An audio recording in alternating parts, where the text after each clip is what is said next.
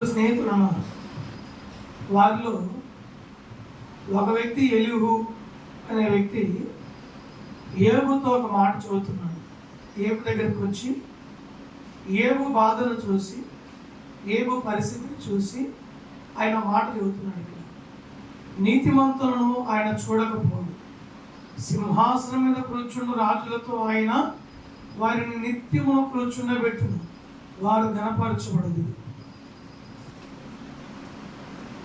మేము ఇంతగా నీకు తెలియపరిచిన, ఒకవేళ నీకు తెలియకుండా నీవు పాపం చేస్తున్నావేమో, నీ భార్య పొరపాటు చేసిందేమో, నీ బిడ్డలు పొరపాటు చేసేదేమో, నీ యొక్క జీవితకాలం అంతట్లో ఏదో చిన్న పొరపాటు, చిన్న పాపమో పెద్దదో ఏదైనా సరే దేవునికి విరోధంగా చేస్తుందేమో అని మేము ఇంతగా చెబుతున్నా సరే నీవు లేదు, నీ నీతిమంతున్నే, నేను నీతిగా జీవించాను, నీతిగానే బ్రతుకుతున్నాను, ఒకరిని మాట ద్వారా నేను దురుసుగా మాట్లాడలేదు, ఒకరికి అన్యాయం చేయలేదని నీవు పర్టిక్యులర్గా ఇంత గట్టిగా చెబుతున్నావంటే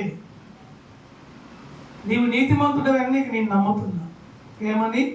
నీవు నీతిమంతుడవని నేను నమ్ముతున్నా అని ఆయన ఈ మాట అన్నాడు. నీతిమంతులను ఆయన చూడకపోడు, సింహాసనం మీద కూర్చున్న రాజులతో ఆయన వారిని కూర్చుండబెట్టును, వారు గణపరచబడదురు.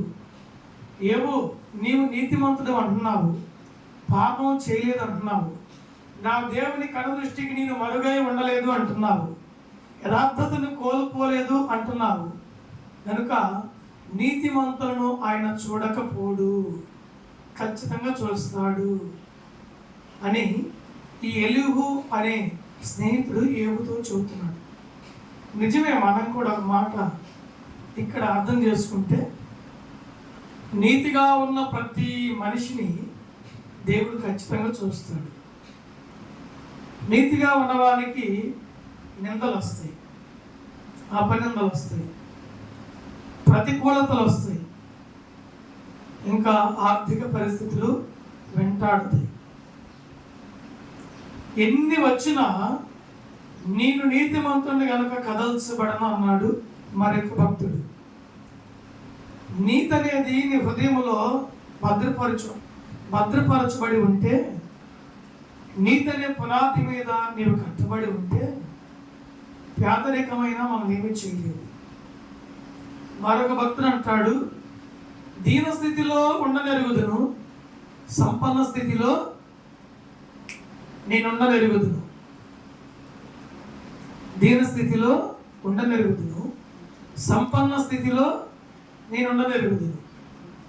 వస్త్రం ఉన్న సమయంలో సంతోషంగా ఉంటాను, లేని సమయంలో సంతోషంగా ఉంటాను, కడుపు నిండిన సమయంలో సంతోషంగా ఉంటాను, ఆకలైన సమయంలో కూడా సంతోషంగా ఉంటాను అని మరొక భక్తుడు చెబుతాడు. ఇలా వారి యొక్క భక్తి అనుభవంలో వారు నడుచుకున్నటువంటి నీతిని బట్టి, దేవునితో నడిచిన విధానాన్ని బట్టి వారికి ఉన్న అనుభవాలు ఒక్కొక్క భక్తుడు ఒక విధంగా చెబుతూ వెళ్ళాడు. అయితే మనం చూసిన మాట, నీతిమంతులను ఆయన చూడకపోడు. నిజమే, మోషే అంత భక్తిగా నడుచుకున్నాడు,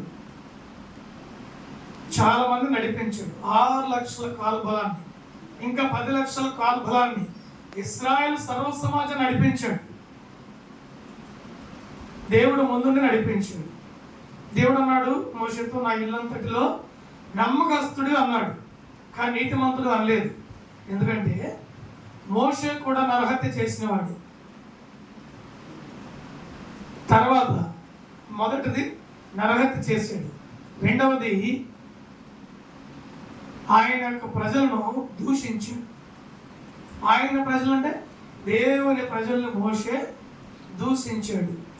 దూషించేదానికి మోషేకి అధికారము లేదు, శపించేదానికి మోషేకి అధికారము లేదు. ఈ రోజున చాలామంది సేవకులు చేస్తున్నది, అందరు కాదులేండి, కొందరు ఉన్నారు దుర్బుద్ధి కలిగిన సేవకులు, అబద్ధ బోధిస్తున్న సేవకులు కొందరు ఉన్నారు. వారిని బట్టి దేవుడు వారికి తీర్పునిస్తాడు. దేవుని యొక్క సంధికి, దేవుని రాజ్యానికి వెళ్ళినప్పుడు ఆ వరుసలో నువ్వు నిలబడతావు. తీర్పులో నువ్వు నిలబడినప్పుడు నీవు చేసిన క్రియను బట్టి ఆయన తీర్పు తీరుస్తాడు. మోషే అంత భక్తి కొనసాగించాడు, అంత భక్తి చేశాడు. దేవుని ద్వారా ఇల్లంతట్లో నమ్మకస్తుడు అనుకున్నాడు, కానీ దేవుని రాజ్యము పొందలేదు. కనుక మనం నీతి విషయంలో చాలా జాగ్రత్తగా ఉండాలి. అలాగే